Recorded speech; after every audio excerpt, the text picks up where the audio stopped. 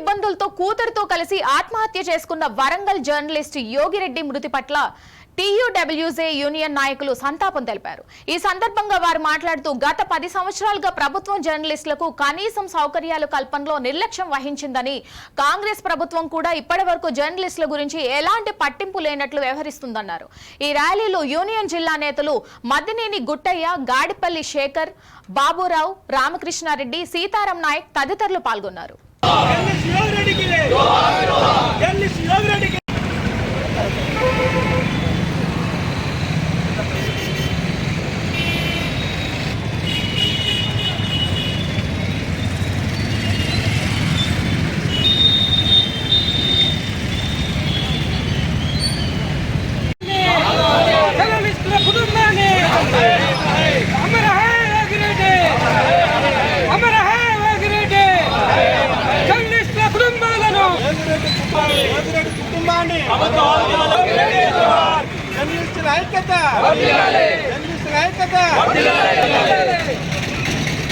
చాలా బాధాకరంగా ఉన్నది.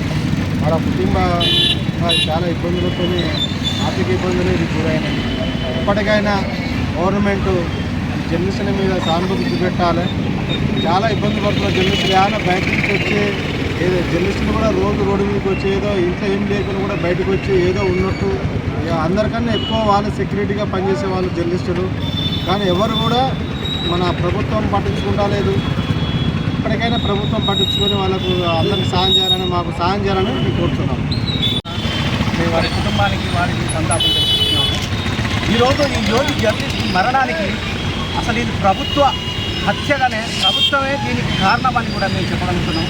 ఒక జర్నలిస్టు తన వృత్తే ప్రాణంగా పెట్టి ప్రజలకు ఉపయోగపడేది ప్రభుత్వ పథకాలను కూడా ప్రజల్లోకి తీసుకెళ్ళి వాళ్ళకు చైతన్యవంతం చేసి ఈరోజు జర్నలిస్ట్ తరపునే ప్రభుత్వాలను ఏర్పాటు చేసుకొని జర్నలిస్టులను విస్మరించడం వల్లనే ఈరోజు ఈ మరణాలు జరుగుతున్నాయని చెప్పేసి మేము వ్యక్తం చేస్తున్నాము.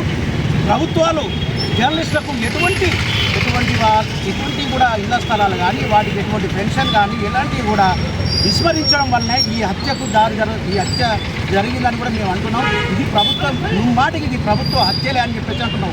ఏ పాలకులకు వచ్చినా ఫస్ట్ మొదటగా జర్నలిస్టు ద్వారానే వాళ్ళు ఎమ్మెల్యేగా కొనసాగిస్తూ ఎమ్మెల్యేగా గెలిచిన తర్వాత జర్నలిస్టులను విస్మరించి అసలు జర్నలిస్టులు అసలు ఏందనేది కూడా వాళ్ళు వివరణ తెలుసుకోకుండా చాలా చిన్న చూపు చూడడం వల్లనే ఈరోజు ఈ జర్నలిస్టులకి మరణాలు సంభవిస్తున్నాయని చెప్పేసి మేము అంటున్నాం. ఎక్కడ పడితే అక్కడ జర్నలిస్టులపై దాడులు చేయడం,